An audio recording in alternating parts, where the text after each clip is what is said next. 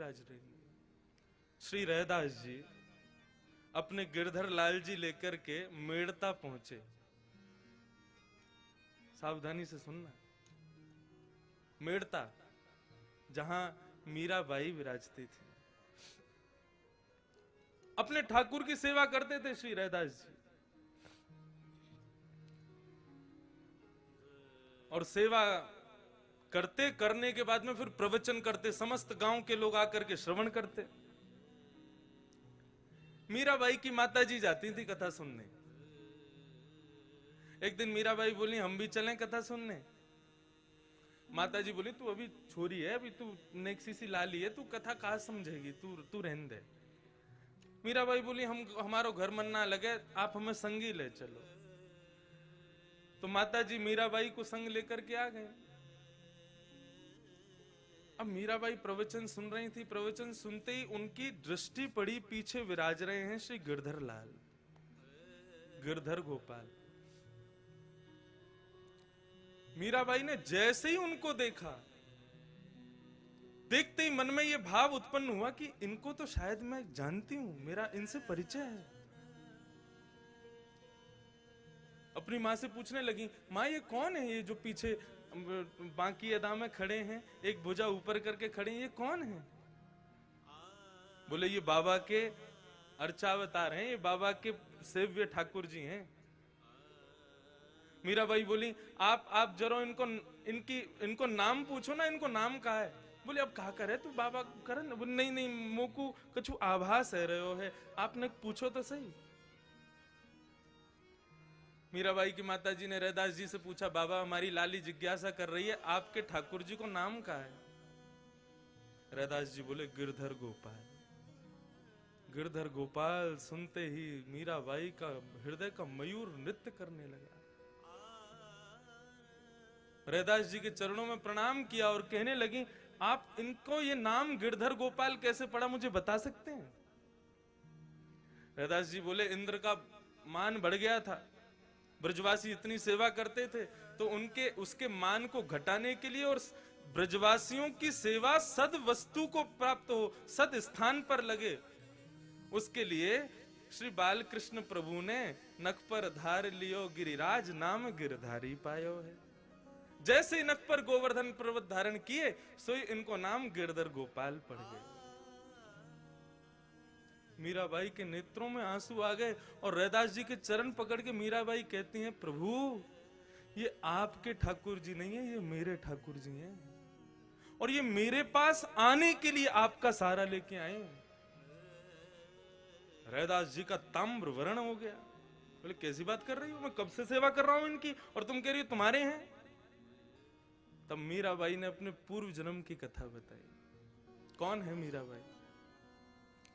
भगवान के एक मित्र सुबल का ब्याह पूर्व जन्म में मीराबाई से हुआ था। मीराबाई जब अपने पूर्व जन्म में थी, तब उनका ब्याह भगवान के मित्र सुबल के साथ हुआ। तो जैसे ही ब्याह हुआ तो मीराबाई की माताजी क्या बोली, देख तेरो ब्याह सुबल ते हैरो है, और तू पता कहां जाएगी, तेरो ससुराल है ब्रजमंडल, लेकिन याद रखियो तेरे पति को जो मित्र कृष्ण है ना, वाकु भूल के भी अपनो मुख मत दिखा दियो। यदि तेने अपनो चेहरा दिखा दियो तो वाक के अंदर वशीकरण शक्ति है, वो तो को अपनो बना लेगा और तेरा पतिव्रत धर्म नष्ट हो जाएगा। मीराबाई बोली, मैया तुमने मुझसे कह दी और मैंने आपकी मान ली, वो कितनों प्रयास कर ले वाकु अपनो मुखमंडल नहीं दिखाऊंगी मैं।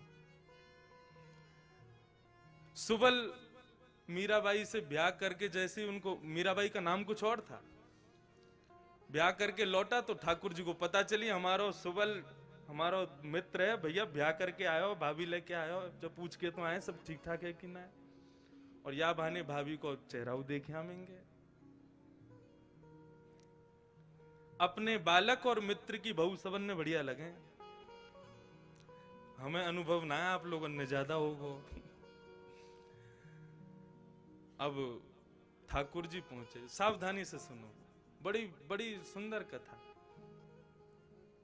अरे सुबल, आ गो भैया। बोले हाँ आ गए। कहाँ हो भैया इतने दिन आते? बोले ब्याह है गो है ना, तो अब गृह गृहस्थी बन गई है, वही में व्यस्त हो। अरे भैया ब्याह करे आयो ने, हमें हम दिखा दे अपनी बहू को मोड़ो। सुबल बोलो तू देवर है, वो तेरी भाभी है, अपने आप देख ले मोते काके। तो पालकी में बैठी थी मीराबाई, और हमारे श्रीनाथ जी बाबा ऐसे पर्दा हटा के जैसे ही भीतर झांकने लगे, मीराबाई को पता चला ये वही बाल कृष्ण, तुरंत अपना मुंह ढक लिया। ठाकुर जी बोले भाभी जी ने एक अपना मुखमंडल दिखाए दो। मीराबाई ने मुंह खिला दिया, बोले नहीं दिखाएंगे। ठाकुर जी ने खूब अब आप सोचो, ठाकुर जी जाको मुख देखना चाहे। मीराबाई ने खूब मना किया, बोले हम अपना मुख नहीं दिखाएंगे। भगवान बोले ठीक है, तू को बहुत गुमान है ना अपने चेहरा पे, तू को श्राप दे रहा हूं मैं। एक दिन तू जिस स्वरूप को तू अपना चेहरा नहीं दिखा रही है ना, यही स्वरूप की प्राप्ति के लिए तड़पेगी तू, और मेरा दर्शन नहीं हो पाएगा तू को। और ऐसा कह के ठाकुर जी वहां से चले गए।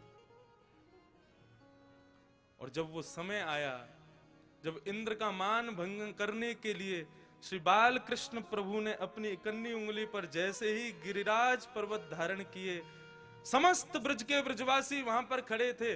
जैसे ही मीराबाई वहां पहुंची और भूल से ठाकुर जी को अपने नेत्रों से देख लिया, देख करके आज मीराबाई के नेत्र सजल हो गए। और सजल होते ही मीराबाई आज अपनी मां को कोसती है, बोले मैया तेने कैसी सीख दी मुख,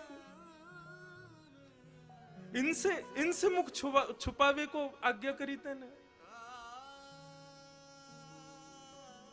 ठाकुर जी को बार बार देखना चाहे, लेकिन श्राप के कारण बार बार ठाकुर जी दिखते ही धुंधले है जाए।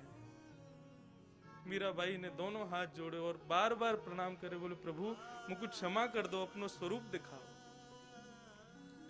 ठाकुर जी के हृदय में भाव प्रकट भयो, तब मीराबाई को आज्ञा करी तू चिंता मत कर, अब या जन्म में तो तू को मेरो दर्शन होगा ही ना, लेकिन हाँ अगले जन्म में तू मीरा बन के आवेगी, तब एक संत के यहाँ गिरधर गोपाल रूप धारण करके मैं तेरे पास आऊंगा, तब तो को मेरो स्वरूप दिखेगा। आज मीराबाई ने ये कथा सुनाई, लेकिन रैदास जी ने मानी नहीं। बोले वर्षों से सेवा कर रहा हूं मैं, कैसे दे दूं तुमको। मीराबाई गिरधर गोपाल की ओर देखती है और कहती है आपके संत निष्ठुर नहीं है, आप निष्ठुर हो। आप ही नहीं चाहते मेरे पास आना। ठीक है प्रभु मैं जा रही हूं आज तो, लेकिन 3 दिन का समय दे रही हूं, यदि आप मेरे पास नहीं आए तो छुरी से अपना गला छेद दूंगी।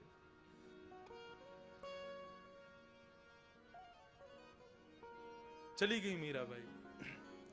3 दिन व्यतीत हुए। 3 दिन बाद जैसे ही ठाकुर जी नहीं आते दिखे मीराबाई को, तुरंत छुरी लेकर के अपने गले पर रख के बैठी, लेकिन मां ने बहुत याचना करके उनको रोक लिया। मां ने कहा ऐसे तू या प्रकार से अपने शरीर को दुष्प्रहार ना कर सके।